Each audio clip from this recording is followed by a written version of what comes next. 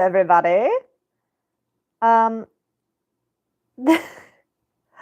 how sad. This is the second time I've tried to do this, and something's wrong with whatever's happening with YouTube Live. It's like mad at me for making this a horizontal orientation. So I hope you can see it okay. Um, and I hope I can see comments and things okay. I don't know. We shall see.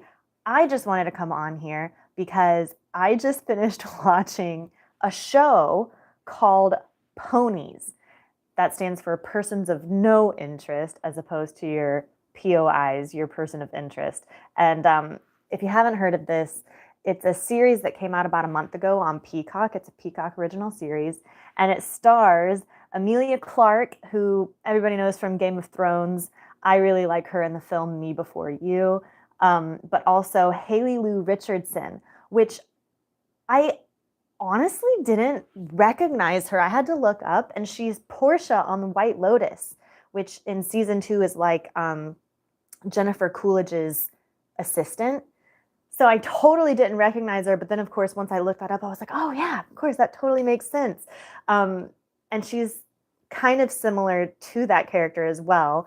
But she's playing kind of this like loud, brash woman that's very fun and confident and charismatic. And then Emilia Clarke is playing Beatrice, who goes by B, who's a much more reserved and, Ivy League educated and polished kind of woman that's a lot more uptight.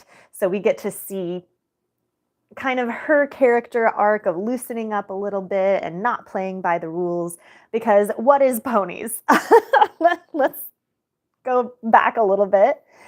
Ponies, I'll just read kind of like the log line that's here on IMDb. So it involves a little spoiler, but this is literally what they have. So in 1970s Moscow, 2 secretaries at the American embassy become CIA operatives after their husbands are killed, uncovering a Cold War conspiracy behind the tragedy. I had so much fun with this show. First of all, 1970s Moscow is just a really fun world that they've built. The costumes are so fun. I just actually watched an interview about the costume designer, and they were going over each of their different looks and kind of like how I just described their personalities. You can see that B's, Emilia Clarke's wardrobe is very refined and structured and kind of to the male gaze of like what's expected of a woman in the 1970s versus the very like out loud, weird combos, doesn't give a rat's ass kind of thing is what Haley's character is wearing, Twyla. I don't know if I've said her character name yet, Twyla. And one of the things that I really thought was fun was that they were showing all of Twyla's footwear, which are these like big chunky boots, big platform boots. And Emilia Clarke she just made an offhanded comment that like, yeah, you really have to start with the footwear for your character, because that can really inform an actor like how that character is going to move, and then you can build the wardrobe up from there. So I really thought that was interesting to hear. They wanted Twyla to be able to like stomp around in her boots, and you can definitely see that. I watched that, after I finished the series, but I'm like, of course that would be her character. So that's really fun. The world building, just in terms of where it's set, is at an American embassy.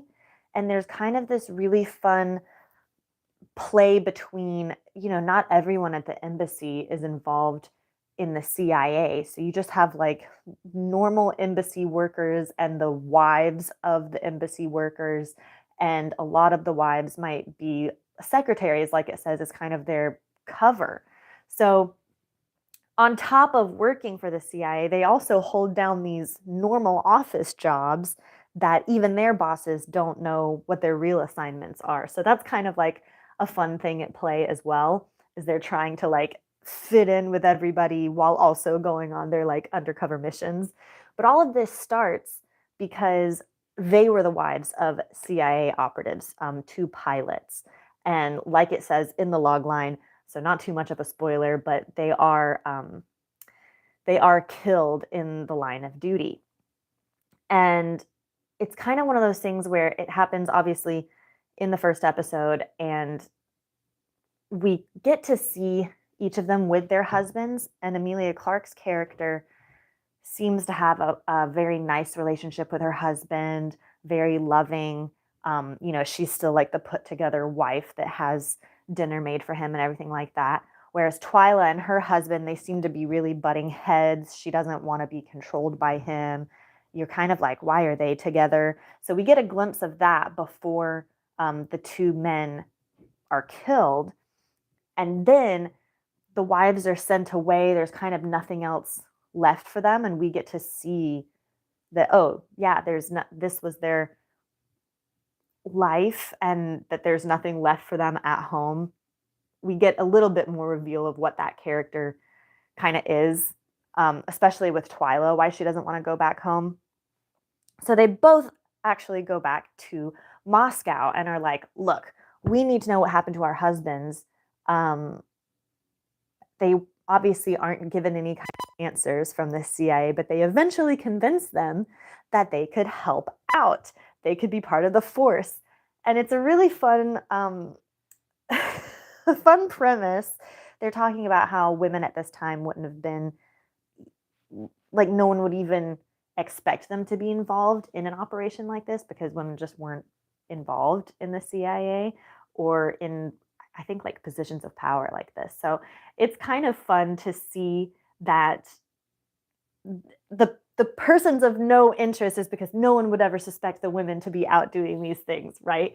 And so it's really fun to just watch them kind of navigate the world. It's so funny. It says right here that it's a drama thriller, and I truly thought it was a bit more. It had a lot of comedic moments, especially in Twyla's character. She's just so funny, and the two girls together are amazing. They're very fun leads to watch. I think that's a huge reason why I really liked this series, is because it's very focused on those characters, those relationships. There's a Russian asset working with the Americans, with the CIA, and he gets involved, as well as Amelia's character actually speaks Russian. And so she kind of goes undercover and starts dating, for lack of a better word, one of the heads of the, let me see. Yeah, the KGB, his name's Andre, and he's like a terrible dude. He's cheating on his wife. And there are a lot of twists and turns that I didn't see coming. And I think the whole persons of no interest, and like I said, the world building of being at this embassy where people don't even know who the spies are, is a really fun place to be, because you kind of start not being able to understand whose side is everybody on. So there's a lot of fun play with that. So even like Amelia's character speaking Russian, could she be on the other side?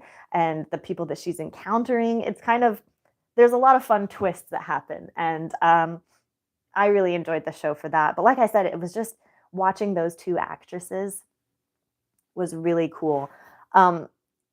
Again, back to the world, it says that it's set in Moscow in the 70s, which, again, I said their wardrobe is phenomenal. Seeing the cars, the architecture is very fun. It's actually filmed, I looked this up, in Hungary, in Budapest. So I thought that was interesting. Obviously, a lot of shows are now filming abroad. People have a lot different like tax credits. That's something else that I want to talk about in these live streams as well. So if you're interested in any of that, let me know. I would definitely love to kind of see what we're all thinking with that, and with production leaving Hollywood.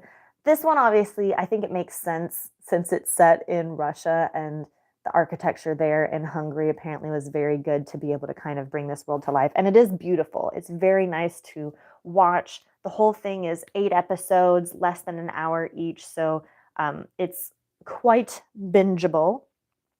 And Yeah, it's just a really good time. I'm trying to think if there's anything else I really want to say. It says the creators are Susanna Fogel and David Iserson, which I did look up, and they both worked on back in 2018, The Spy Who Dumped Me.